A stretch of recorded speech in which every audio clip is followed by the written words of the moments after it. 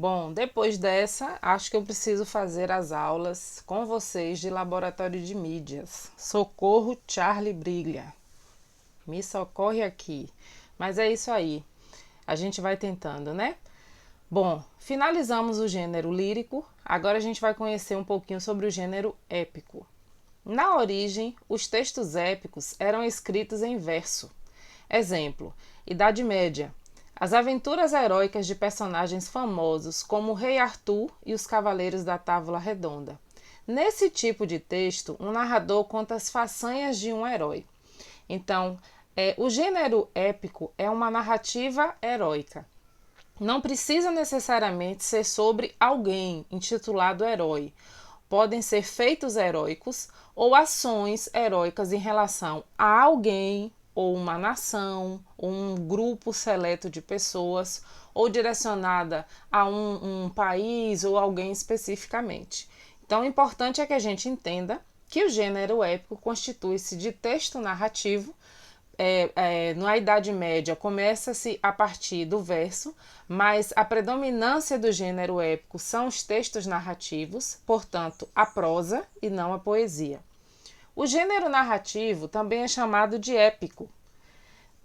Sua marca é o sentimento dos valores coletivos, ou seja, a história contada exalta as qualidades e feitos de um povo. São conhecidos também como epopeias. Epopeias é um poema grandioso, né? Isso acontecia muito na Idade Média. A gente vai estudar um pouquinho sobre as epopeias no momento em que a gente começar a falar sobre o classicismo português. Nós vamos estudar os Lusíadas, que é uma epopeia famosa, né? Que fez com que Luís Vaz de Camões ficasse conhecido no mundo inteiro. E epopeia nada mais é do que uma poesia tão grandiosa que não deixa de ter características narrativas, né? Então, a Ilíada, Odisseia, Os Lusíadas e o mais recente, O Senhor dos Anéis e 300, são exemplos de gêneros épicos. A gente vai ver agora o trecho do discurso final do filme 300 que se encaixa exatamente nessa característica de epopeia.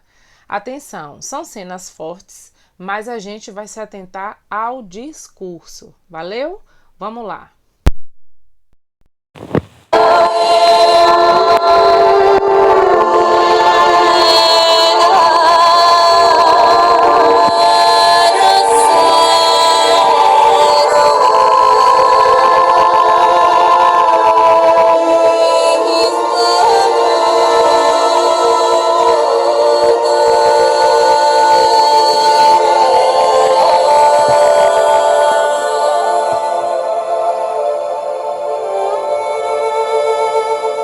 Lembrem-se de nós.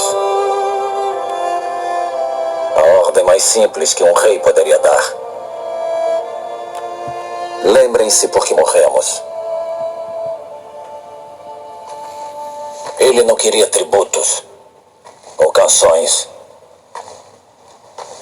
nem monumentos, ou poemas de guerra e valores. O desejo dele foi simples.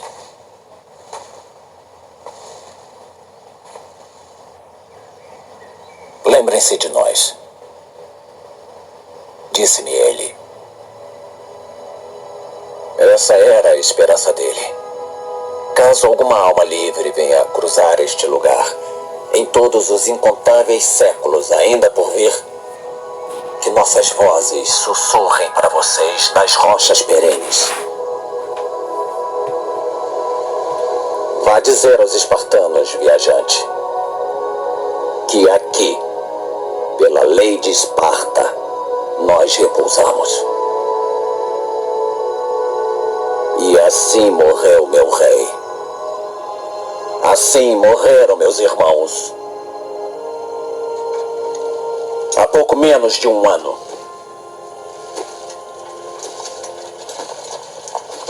Eu pensei muito sobre a enigmática menção do meu rei sobre Vitória. O tempo mostrou que ele tinha razão.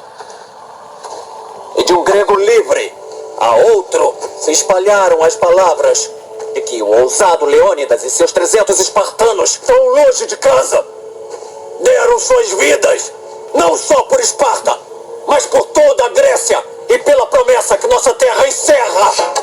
Agora, aqui nesse rochoso trecho chamado Plateia, as hordas de Xerxes serão todas aniquiladas! E assim, os bárbaros se acotovelam. O mais puro terror lhes oprime o coração com dedos gélidos, pois sabem os horrores sem piedade que sofreram nas espadas e lanças dos 300. Agora eles avistam pela campina 10.000 espartanos comandando 30.000 gregos livres. Aú! O inimigo tem 3 homens para cada um de nós. Ótimos números para qualquer grego. Hoje, libertaremos o mundo do misticismo e tirania e começaremos um futuro mais brilhante do que podemos imaginar.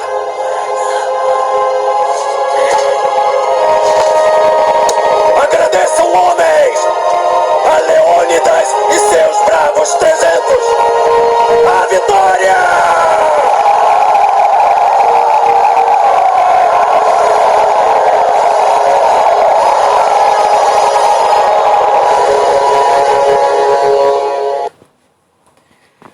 Emocionante, não é, galera?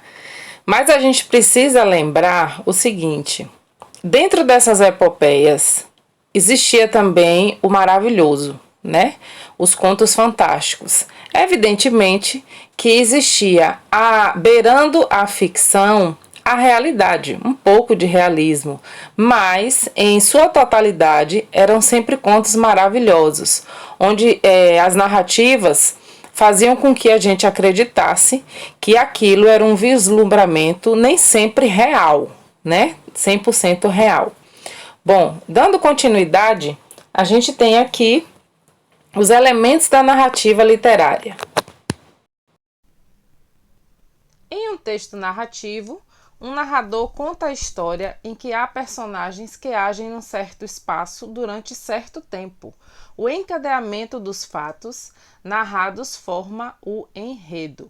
A gente vai conhecer as formas narrativas em prosa do gênero épico. Daqui a pouquinho voltamos já já.